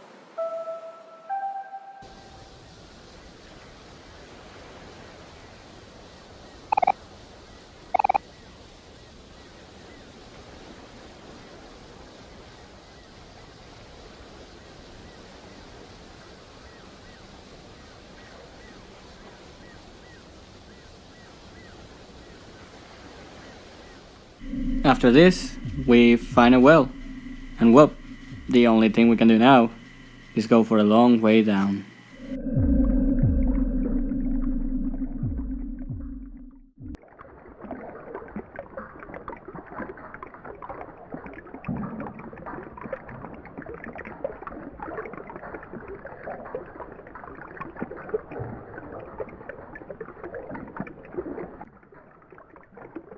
And once again, I'm on a place where I totally shouldn't be. Just a while after taking the underwater taxi, we end up on a place known as Last Resort. What is a resort doing under the water? I don't know anymore. And guess who we just decided to stumble with? That Kel from HeadSpace, who got a job here. And it seems that everybody else did too. Except for us, of course. However, Kel tells us that they actually got tricked into signing contracts. So, our objective for today is to save our friends by making them lose their jobs. After a little bit of wandering and finding something we should have found, we find Aubrey being the receptionist of the place. And after a little chat with Aubrey about how we still have to find Basil, she pretty much joins up with us again. And we also get called to the boss office. They don't pay me, so farm me this, boss! Once we arrive at the office, the boss, Mr. Jawsome, offers us to have a chat about the firing of Aubrey and Kel. To which fortunately, he lets them go as they tell him he promised to help the group find Basil. But we still have to talk about Hero, which by the way, he's the employee of the month! As y'all can see, Mr. Jawsome won't let Hero leave that easy, even if Hero himself wants to leave to find Basil. So guess we will have to find our way to get Hero back. And after beating up everything including Mr. Jawsome like we always do, we find a really familiar face on the different side of the picture.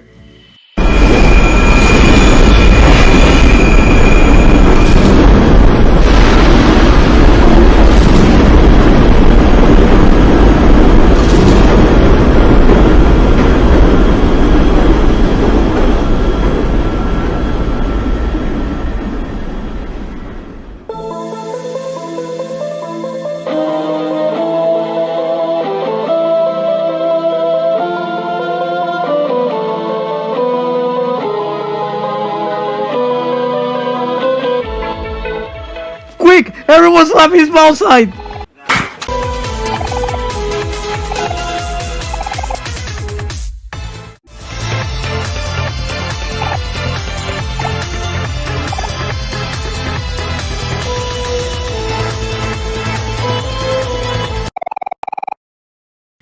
Once again, the power of beating up old people wins!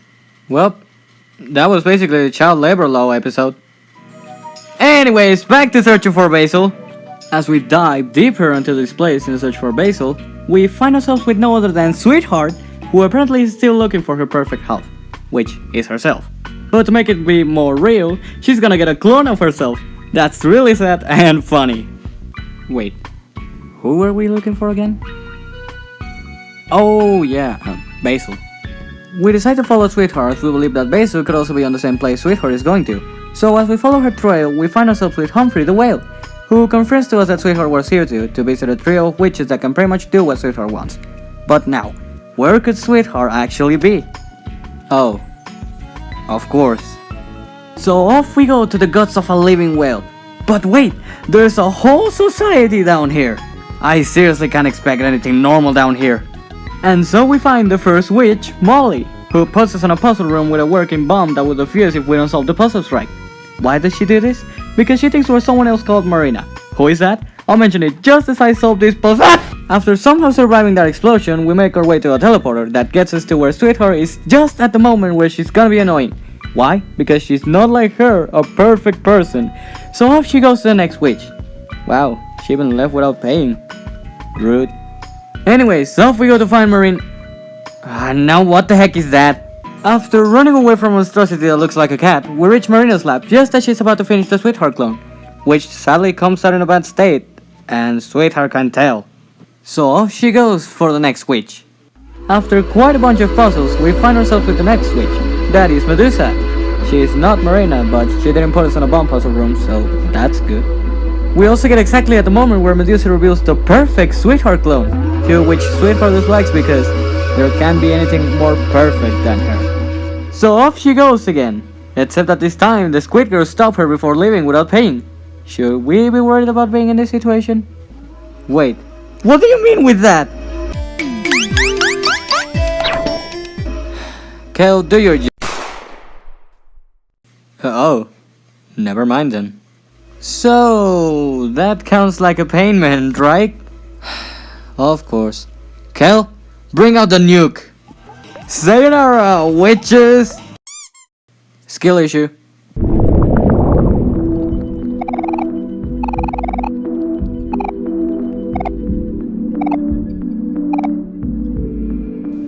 Now we have to fight him, don't we? I don't want to! Let me try again.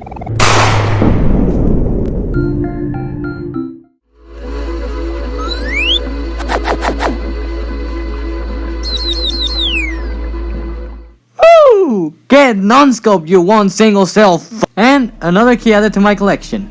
I wonder if I can finish the hangman now that the problem is solved. Huh? Where does this hole take me?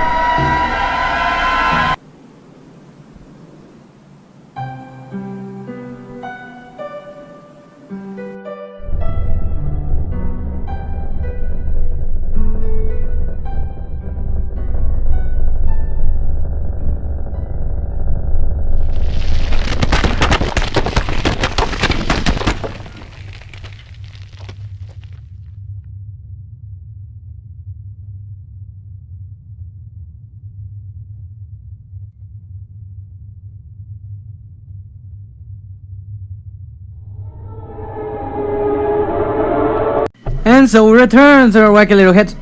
Wait, this is wrong. Something's missing. He was here. I remember him. He used to talk about plans, photos. He disappeared?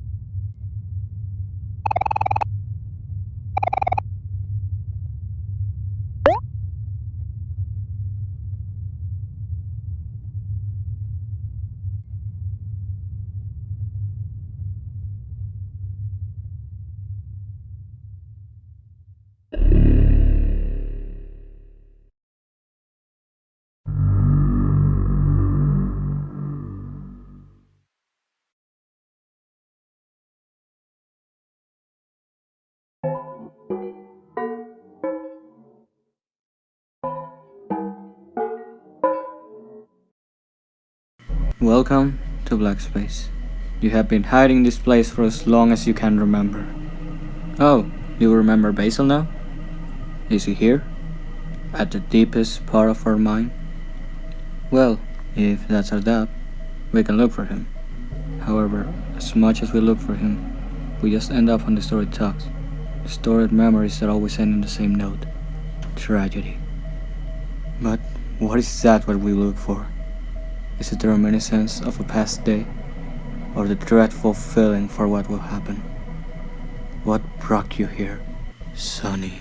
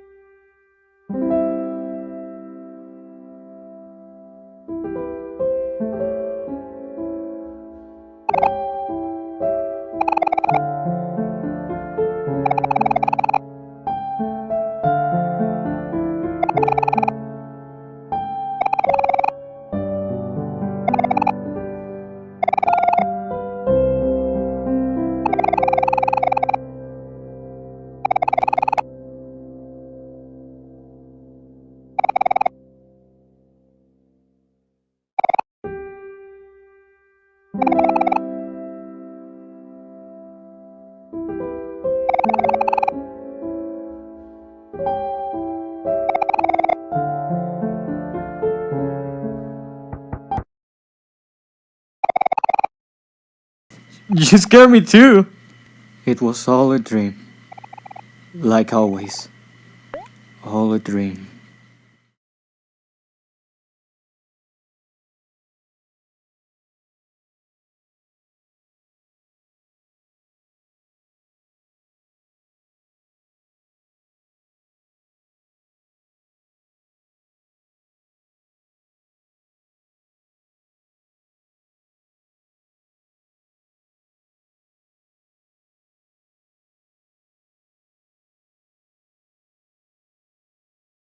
Oh wow, we didn't have to go through any dreams this time. I don't know if that's good anymore. Oh, you guys are still here too. I kind of forgot everything that happened yesterday. Oh, wait. Actual food? Wow, it's been a while since I had breakfast. Everything I have eaten these 3 days is just a frozen steak. And who could it be knocking at my door this time? I'm hanging out with the boys, so it can't be Heyall like last time. That would be so strange.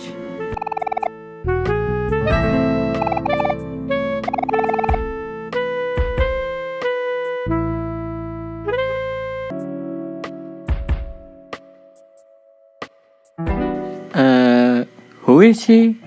Oh, Kim. Who is she? Oh, she's Aubrey's friend. Do we have to look out for Aubrey too now? Well, a friend group can't be a friend group if it's missing someone. So off we go for Aubrey. I hope that the events that occurred yesterday didn't affect her mental stability. Where did Aubrey live anyways? Oh, was it here? Wow. Yeah, I remember now. Here's where Heyall digged through the trash to get Basil's photo album back. Well, there is only one group of people in specific that can help Aubrey right now. And that's us.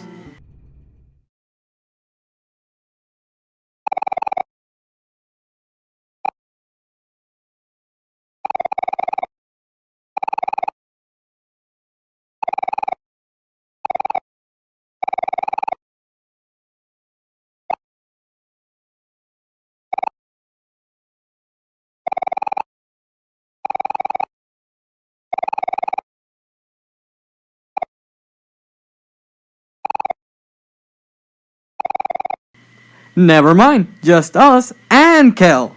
So you can pretty much imagine how the conversation went. Aubrey confronts Heyall about his behavior this time. Haru gets on the way and tells them to make up, to which they do, and the problem is solved. We also find out Aubrey has most of the missing pictures in Basil's photo album. So as a way to remember past days, we start putting the pictures back where they belong. As we go through the photo album again, we find out that most of the missing pictures are pictures where Mario appeared. It seems everyone on the group misses her, especially Hiro. But even after we go through all of the album, we find out there's still a few pictures missing. Where could they be? We could ask Basil. Oh yeah, Basil! So, as we go check for Basil on his house, on the way we stumble with many silly shenanigans, like having a picnic at our old hangout spot, eating some pizza, spending time reading comics at hobbies, and even passing by to the graveyard to leave some flowers to Mary. So, once we eventually arrive to Basil's house, we find out he's in here, as he's on the hospital, because his grandma was sent to intensive care, and Basil may not return until later in the day. So we could still hang out with the others, and that's what we're going to do. As we spend another while on the house of Kel and Hero, the group decides to check out the old treehouse in Sonny's house, where we find a tree where Mary may have... Yeah. Everyone was getting ready for Mary and Sonny's music recital, which was going to happen around the night, but once everyone came back, they found her. And as we go deeper into the forest, we find a treehouse in a really bad condition, but everything is still just where they left it. And on the wall, Sonny finds the last missing picture of the album, with a message.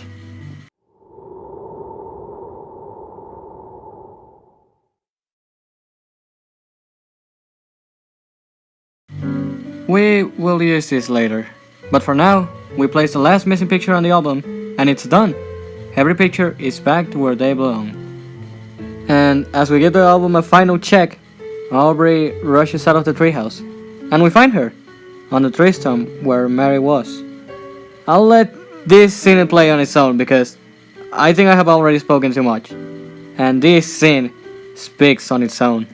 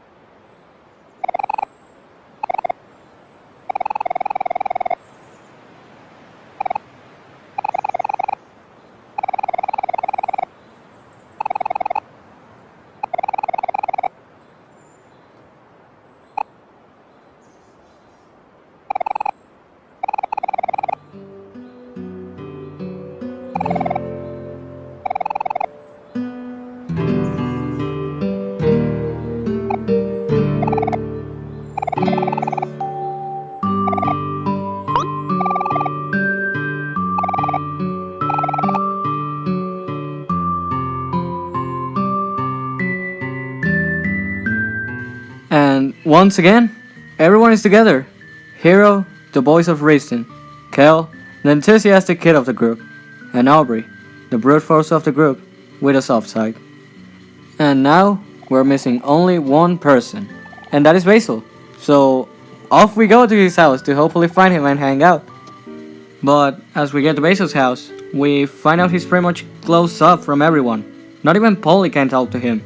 So she asks to us if we can get him out of his room, or perhaps just talk to him. To which we accept. Since we think Basil needs some time for himself before he talks to us, we pretty much decide to stay over at his house until he comes out of his room. And it's not a bad idea. We might as well hang out for a real last time. And just like any other day, night finally catches up to us. And as the group has a really nice and lighthearted chat before sleeping about Sunny moving away and moving on, we wish on each other a good night. And we go to sleep.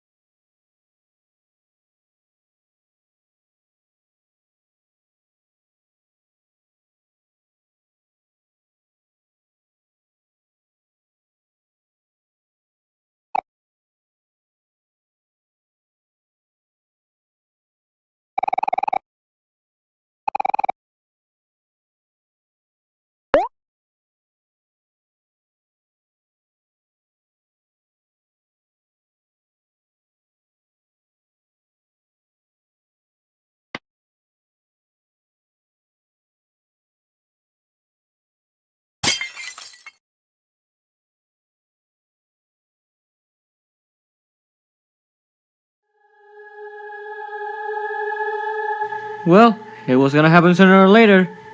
Once again, something gets on Sunny's way, and as we use the skills we have learned in past battles towards something, we go through every single fear that Sunny has fought with.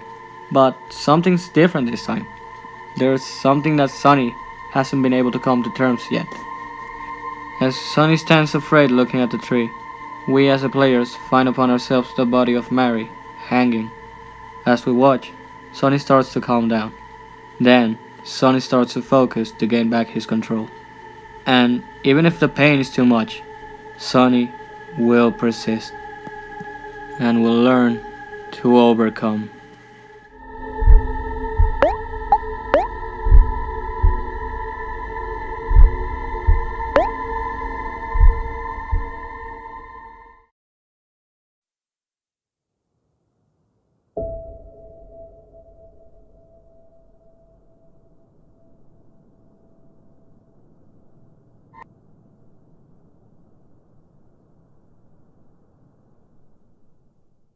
But that's not it, is it? There's more than that to overcome death. There's something bigger than that, hidden in the deepest part of Sunny's mind. I think it's time.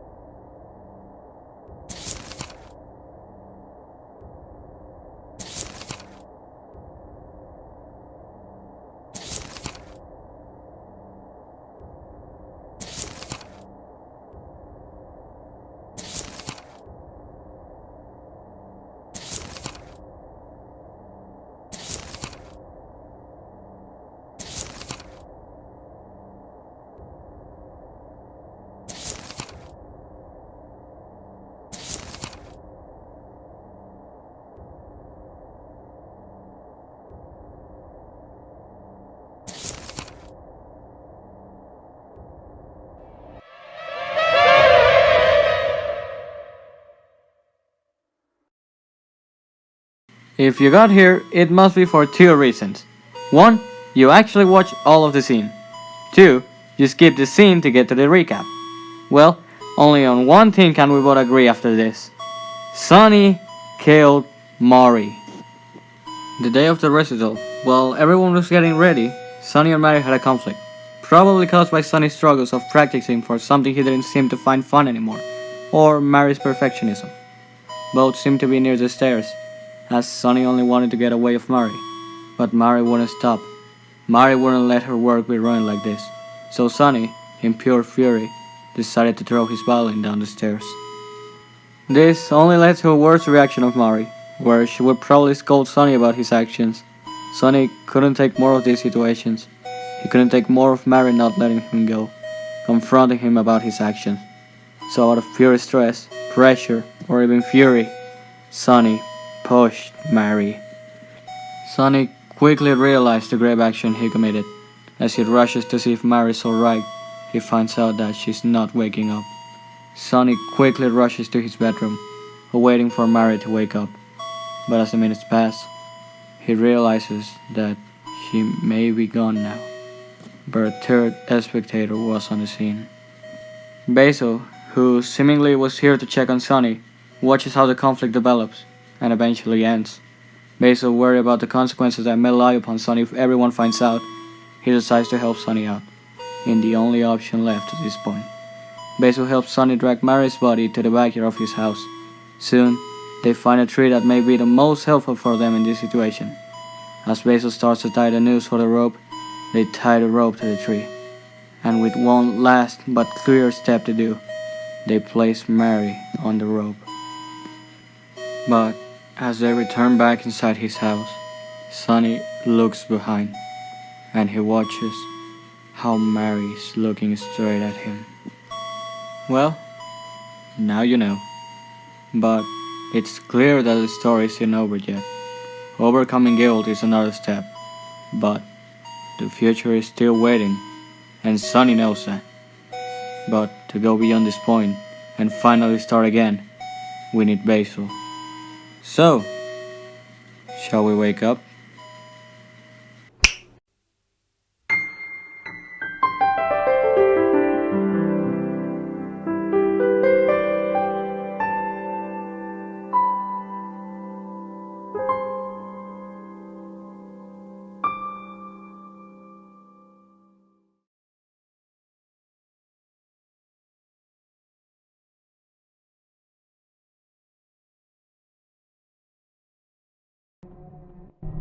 Well, off we go for Basil because he surely is up to no good.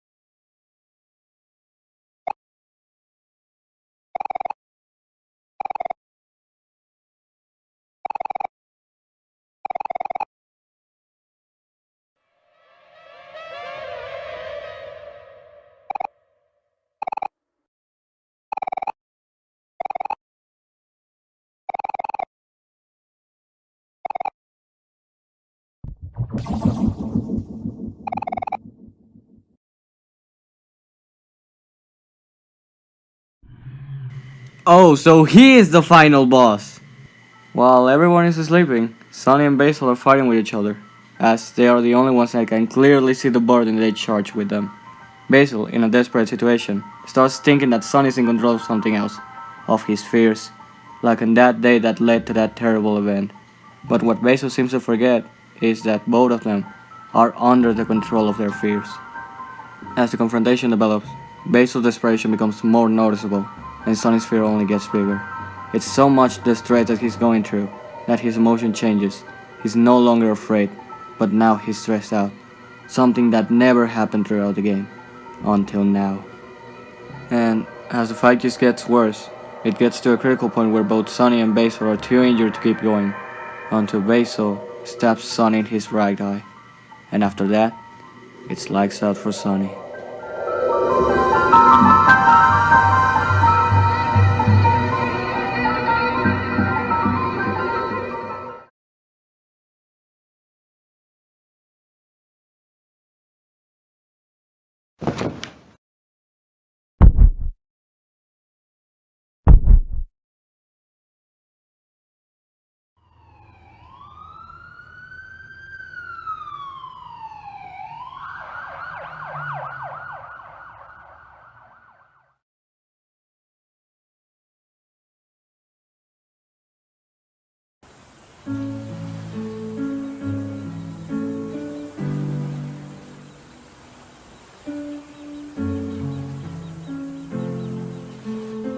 They told me Heyall will be nice to look at.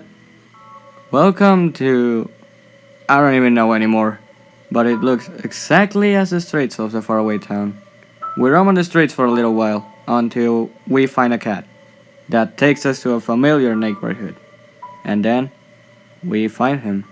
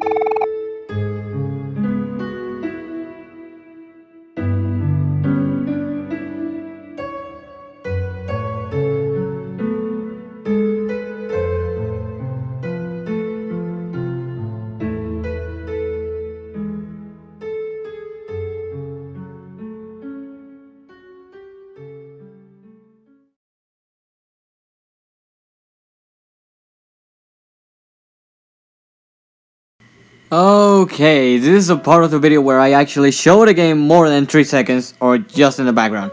So I gotta tell you that my ungodly voice will stop appearing less from here on. I may only talk to skip parts and just summarize them, but literally, from here on to the end, it will all be just gameplay. Now, why am I doing this? Easy. I think the game speaks for its own when it's about the ending. And personally, if I'm going to narrate or explain what happens during the whole process of the ending, I would just feel like I'm giving my opinion and generally just ruining the experience of watching. Besides, I get to make the video shorter than it should, because this is going a little longer on than 20 minutes right now. So if you excuse me and excuse everyone in the public, like 4 people, I'ma cut it here. Now that's better. Anyways, back to our normal narration. Now that Sonny feels like he got personally forgiven by Basil about his actions committed in the past, there's only one left clear thing to do for Sonny, and that is to open the toy box.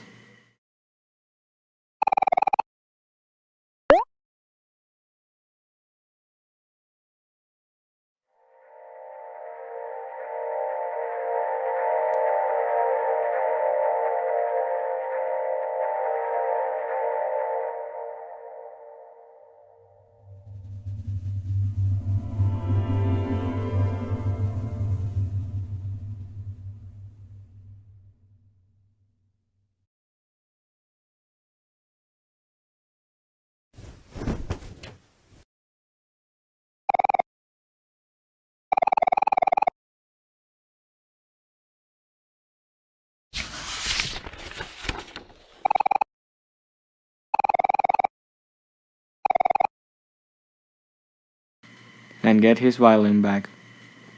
Now that Sonny has gotten his violin back after years of being in a toy box, he finds out that it's still in a really bad state. There's still some hair and even blood from the event.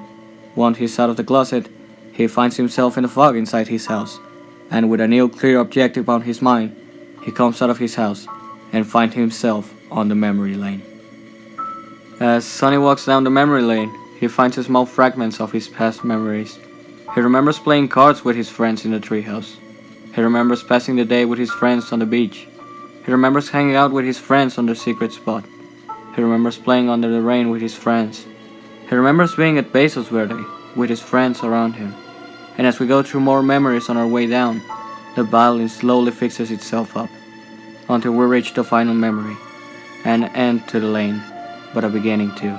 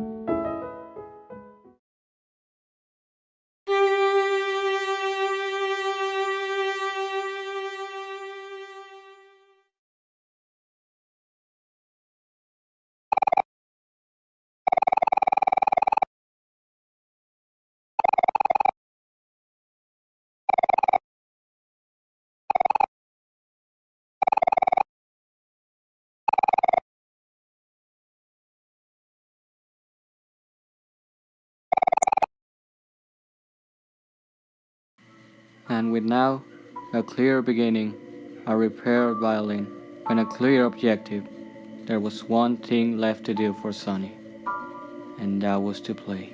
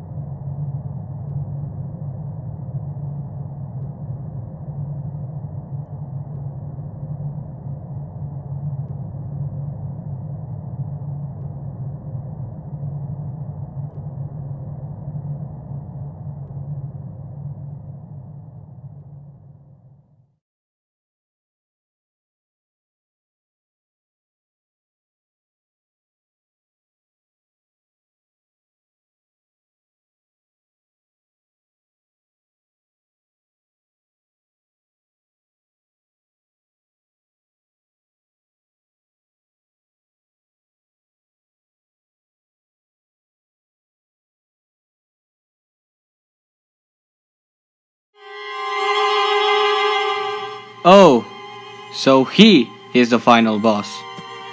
Sunny finally confronts Omori, his alter ego yet caretaker after all these years.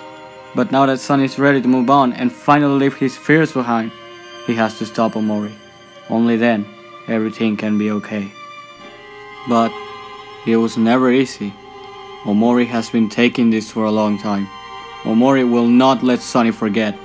Omori will not let Sunny move on.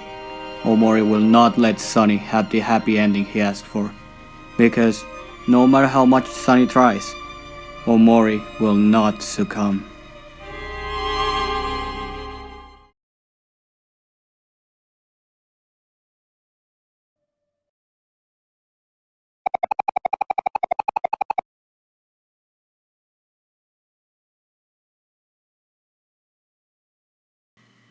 And yet, Sunny will not give up.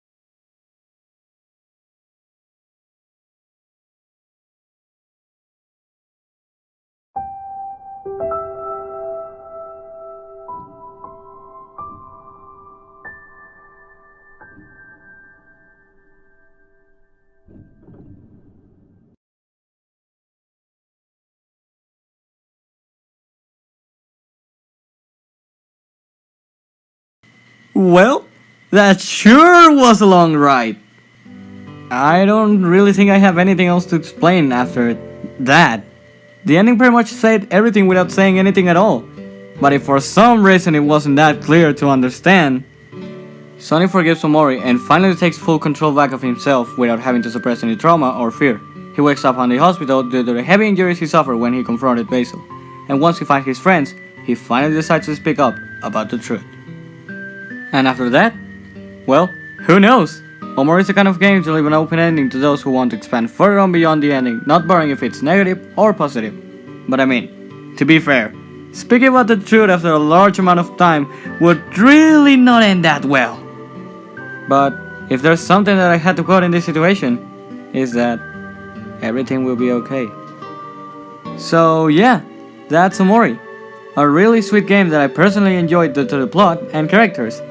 I finished this game around summer of 2022 and it was really fun, even if it got repetitive on the way. I remember how eventually I got to the end of the game just as my vacations were ending too. And it may have been just the overall experience I had with the game during my vacations, but I think I'll always think of Omori as something that I really will never forget. But here we are now. after 2 long hours and around more than 50 days in the work, we're here. There's only 3 things I can think of that someone could actually ask me after watching this. And that is 1. Is Omori really that good? 2. Should you play Omori? And 3. The most awaited one after a long while. Is Omori really a one-time experience? Well, to answer the first question, I personally think Omori is an interesting game nonetheless. It has a really solid concept and a bunch of cool mechanics throughout the game. It has some of the best soundtracks I've heard since Fez.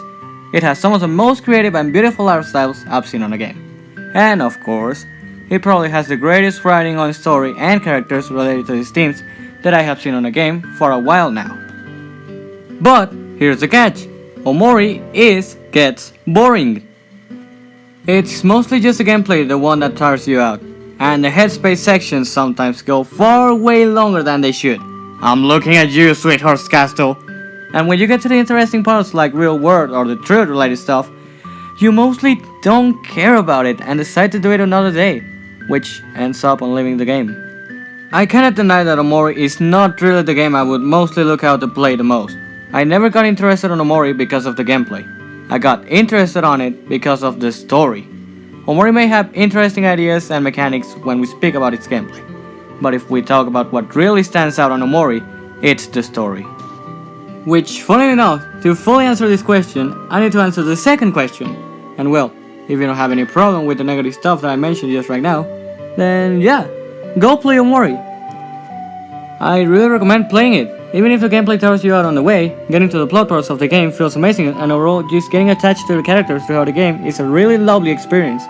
But if the negative stuff mentioned previously does bother you, then I recommend you to not play Omori, but at least check it out. Like a small review or analysis of the game, or a 2 hours long video about why you should play it. That works too. But then, that brings up the third question. Why play a game that you already know how it goes? Well, it's true. Omori is a one-time experience, but even if I already told you how the game goes, I still feel like a personal experience is always better than my or anyone else's experience. Heck, there's still a lot of stuff I'm missing out on this video.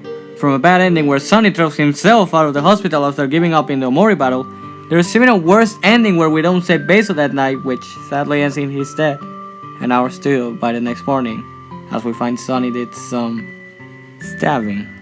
And there's even more routes to explore and more areas to talk of that I forgot to put in the video. Omori is a really large game. There was a motive for why it was stuck in development for around 6 years, and it's because of how ambitious Omori was back in 2014.